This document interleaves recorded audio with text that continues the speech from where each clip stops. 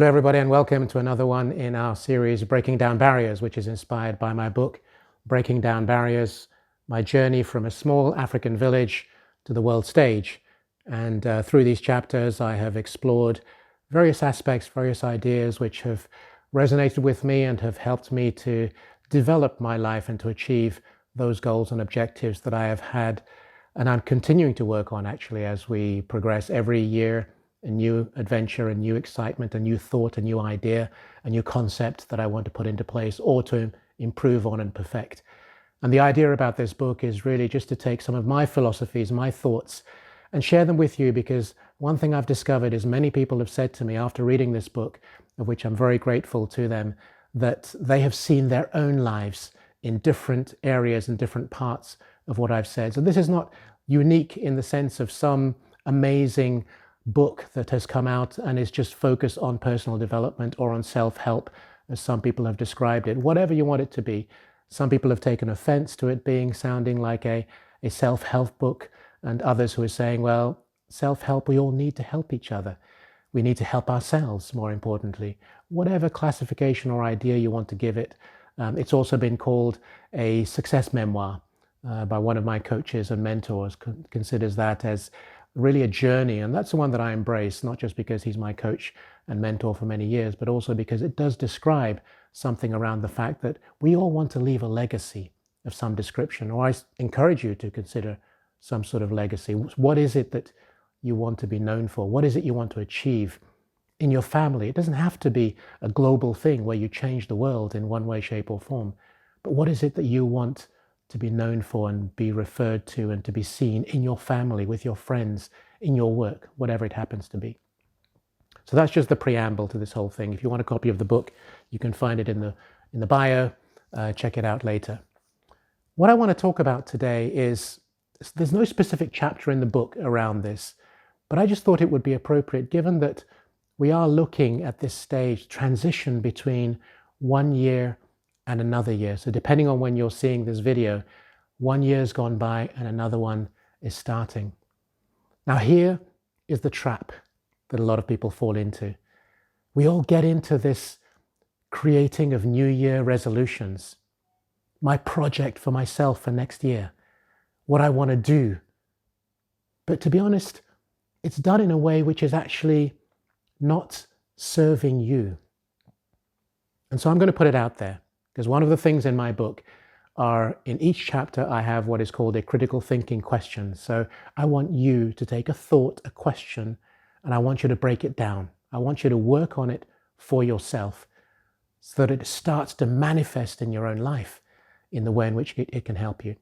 So I'm going to be very directional, if you like, or directive, or give you directives, or make suggestions. So the first thing I would say is, don't make New Year's resolutions. Don't. There's just absolutely nothing. When you look at the critical thinking and you say, well, why is he saying that? Why wouldn't I do that? Well, I'll give you some ideas in a minute. Some very specific ideas and thoughts around that. But don't do a New Year's resolution. Don't think about some major goal, some big goal that you want to achieve during the next year coming up. And by that I mean, I'm not saying don't do it, but I'm saying it is so huge that it may not be something you can actually achieve. And before you even get off the ground, you've lost the momentum. You've lost the idea. Life gets in the way as the new year starts. And the third one is, you may not even be ready for whatever it is you want to do, because you haven't put in place the building blocks. So think about those three things. I would say, whatever you want to do, that's fine. But I'm saying New Year's resolutions, don't make them. I'm saying don't make a goal that is so huge that you cannot even see it, let alone be able to build on it. And then, of course, whether those things come together in some way, shape, or form is something that you can define. So I want to give you some facts. So we're going to go through some stuff, and I've done a little bit of work around this. I want you to consider some of these, because we often get lost in the thought, the idea, the enthusiasm.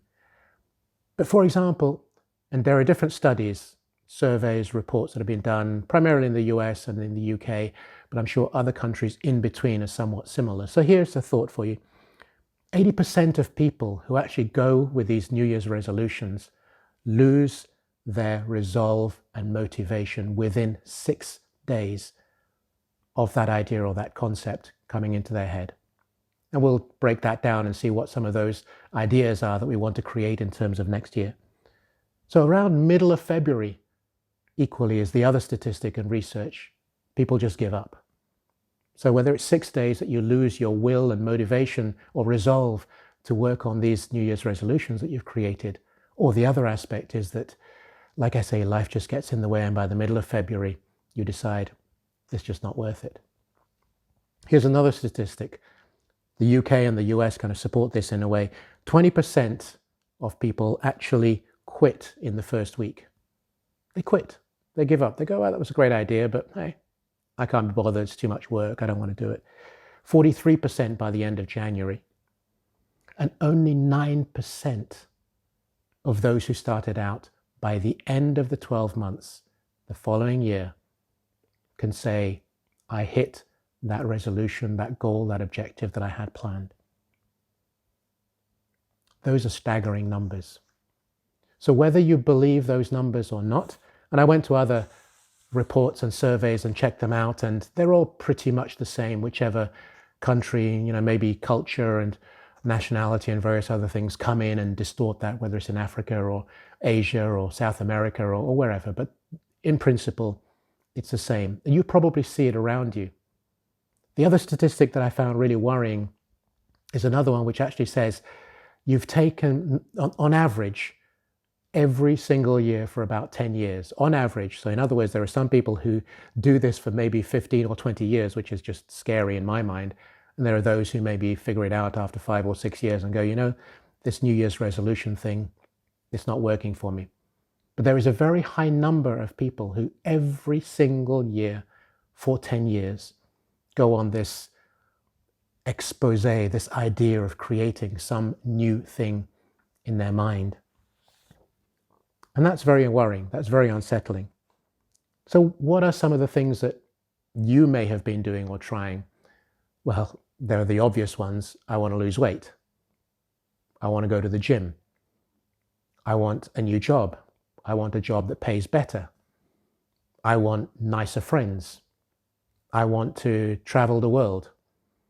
One of my crazy ideas a long time ago was I started out with, I want to go to every Formula One circuit in the world. I did pretty well. I got through to probably about 7 or 8 in that 1 year with my wife's approval and acceptance. She didn't come with me. Formula One does not interest her at all. And then I thought, well, this is going pretty well. Why don't I do all the circuits in the entire world in one go? So I'd go literally from 1 week to the next. So it wasn't just, I didn't say, well, I've done 7 or 8 this year. I can do the next 13 or whatever, 20 Grand Prix a year, something like that. I just decided the next year I wanted to go to all of them. Now, inevitably, that didn't happen.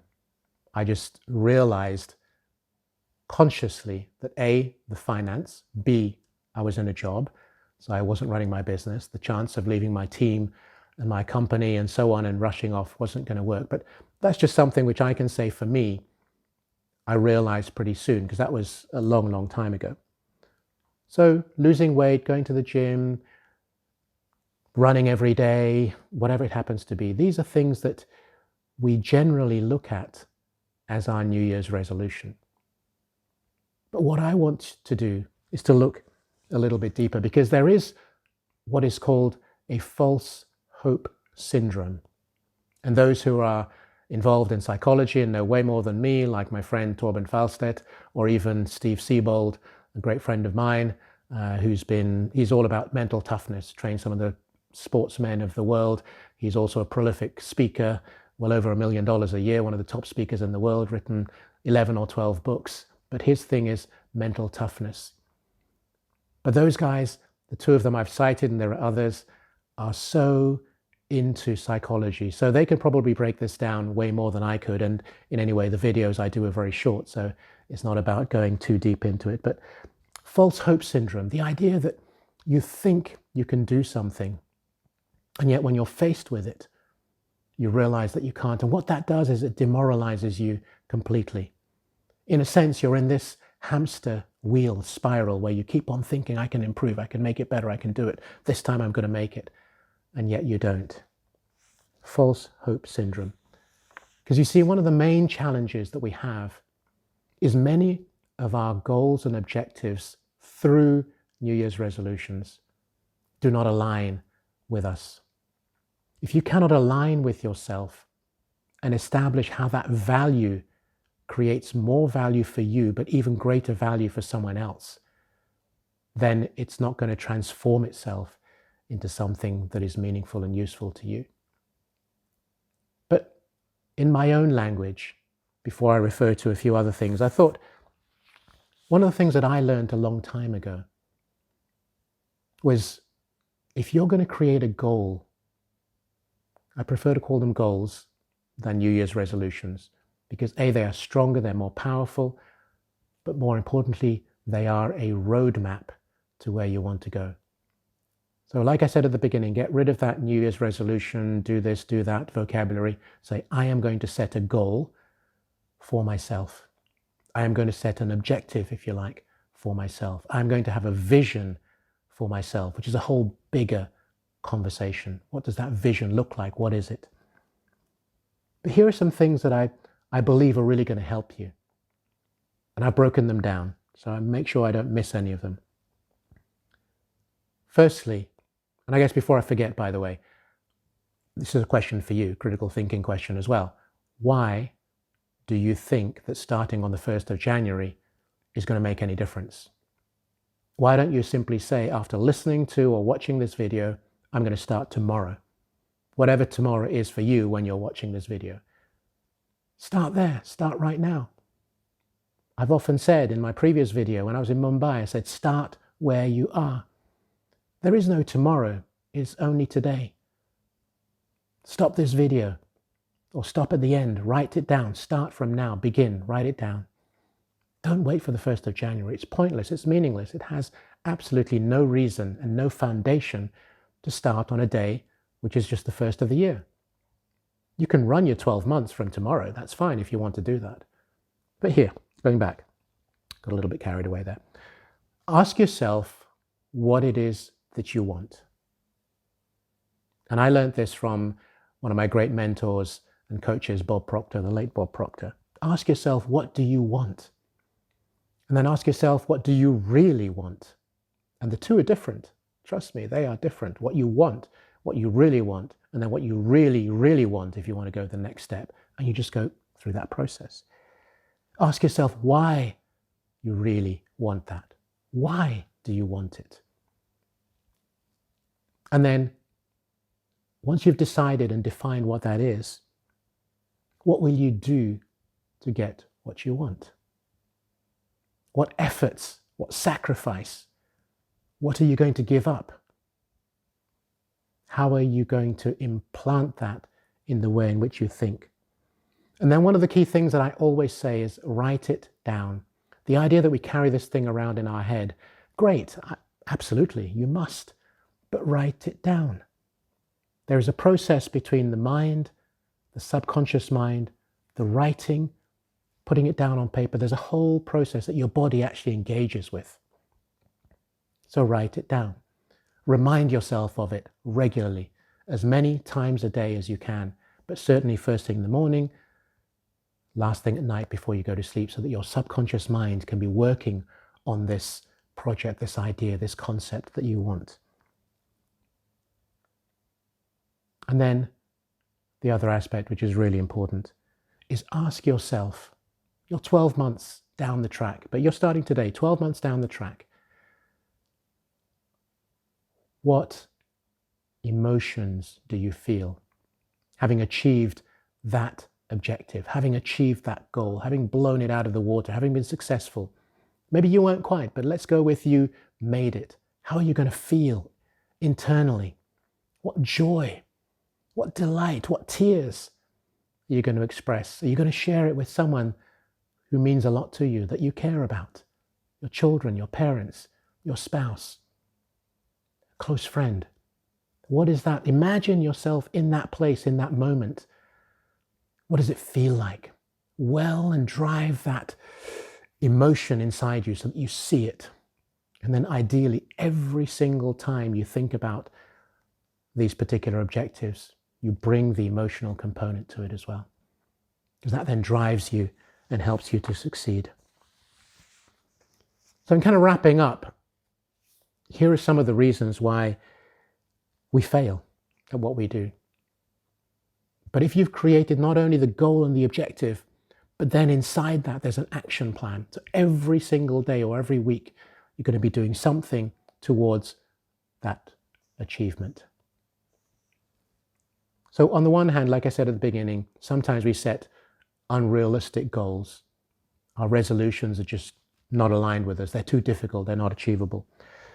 The other part, which is really important as you grow, whether you take a coach or a mentor or a close friend, is that we don't have, so a reason for failure is we don't have an accountability partner. In my development, an accountability partner is someone I've always had. In some of the organizations or groups I've been involved in, we had what we called a mastermind group, which is a whole story in itself. In fact, mastermind groups are absolutely amazing and fascinating. Each week, we're about 10 in the group from all over the world, Australia, the US, Europe. And we would have to come every week. It's just a friendly group. There was nothing hugely creative about it or crazy, but we learned the concept together on one of the events we were going to. And we decided to get together. We were all fairly like-minded individuals. And you hold each other accountable. You said you were going to do this last week. Have you done it? If not, why not? How can we help you? It's not a criticism. This is not to break you down. This is to help you keep moving you forward. Find out what it is that's blocking you. You have no tracking when it comes to reasons for failure. You don't track yourself. You don't review your progress. You don't look at where you've been and where you want to go to and how far along the road you've gone. And by the way, one thing which I always do is I look back and see how far I've come. And that encourages me. I go, wow, did I really achieve that? Little steps. And you get further down the track and you suddenly go, wow, that's pretty amazing. Look at me. The other thing is lack of planning. You don't plan. If you don't plan, how can you expect something to happen? As the old example of your vacation, you want to go on vacation. You plan it, don't you?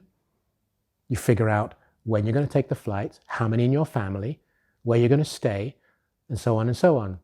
But I have to say that in my experience, and they're the only ones that I know of, some really close friends of ours, they were actually, or the wife was the godparent to our second child. She would always leave her husband to organize the holidays, but he never, ever planned. It just wasn't in his makeup. He just said, we'll flow with it. Okay, they had one son, so it was less complex, but nonetheless, it used to drive his wife nuts. Because sometimes, especially in the high season of summer, hotels were booked, flights were taken, whatever. Plan your vacation, but plan your life as well. The other thing is self-doubt. You doubt yourself. You don't believe, which is where, coming back to my point earlier about value, do you actually value yourself? Do you say, I'm worth this? I'm entitled to this for this reason. And you give the reasons. You list out the reasons. That motivates you, powers you, gives you strength. It's about progress. It's not about perfection. It's about how do I put one foot in front of the other and get to where I need to. Perfection will come later. Perfection may never come. But it's about overcoming your self-doubt. By the way, slipping is okay. We all slip from time to time. That's not the issue. But you get up. And you say, well, dust yourself down. Come on, motivate yourself, or get someone else to motivate you, your accountability partner. And the other one is maybe your goal, your objective is actually not very clear. One of the reasons for failure, which comes back to my point earlier on about, as Bob Proctor taught me, what is it that you really, really want? Why do you really, really want it? What sacrifice are you going to make? What effort, what energy? It's like going to, if you're a sportsman or woman, you don't suddenly think, well, I want to box for the world title, for example, but I think I'll work every other day and see how it goes. I mean, the top gymnasts, the top tennis players, anybody in sport, but even those who have their own businesses. It's an every single moment of every single day component in terms of their success. So those are the areas I wanted to explore with you, some ideas and thoughts. I wanted to get really down and practical today. Not that what I say isn't practical, but I just wanted to really challenge you on this whole New Year's resolution or new projects and new ideas, but you just don't have, you're not equipped. It's like saying you're going to climb Mount Everest, but you haven't trained for it. You haven't got the equipment. You haven't got the warm clothing, the boots, the goodness knows what else. You need to have the tools to be able to succeed. And if you don't equip yourself in that way, how can you expect to get there? And this is part of what I talk about in my book, Breaking Down Barriers. It's about equipping yourself, taking those skills, knowledge, and insight that I share. They're not rocket science, but maybe you haven't thought about it enough and said, okay, that particular topic or that subject or that area, that idea, I want to explore it. This is a workbook. My book is a workbook. It's not just reading and putting it down. And that comes from the mouths of others who have looked at it, saying it's given them so much to think about and so much to get into that it's part of a journey for themselves. And that's really what I want you to do. I want you to see this as a journey. So I want to break with some of those statistics, and you can go and do your own research, find out what you want to find out, but whether you like the numbers or not does not really matter. Do not get pedantic about it. I live among researchers. I have in my industry for a long time. You should hear the researcher debates when we're talking about, and that's in retail real estate. You get 30 to 40 retailers researchers in a room. The debates were enthusiastic, lively. Nobody was necessarily all on the same page. The numbers, the statistics, the figures, everybody has a different opinion, but the principle remains the same. That creating these New Year resolutions, I wouldn't say it's a waste of time, but I want to ask you, are you doing it right? And if you're not doing it right, then hopefully some of what I've shared today will give you better insight, better idea, and less chance of not hitting those numbers. Because if you're like me, I want to be in that 9% or 10% who, at the end of the 12 months, I've achieved my goal. I've never wanted to play second in anything, in any race, in any high jump, whatever I've done. I always wanted to win. Get that competitor instinct in you and fight to achieve what it is you want on the reasons and the basis of what you believe in, that they're aligned with your values. I hope this has resonated. I hope this has helped. I just want you to enjoy the process as well, by the way, because it's really, really fun to do. Don't make it hard work. Make it enjoyable, make it successful, and then look back on the 12 months. If you finish it before, fantastic. That's even better. But give yourself the chance and go for it. So until the next time, all the best, and thank you.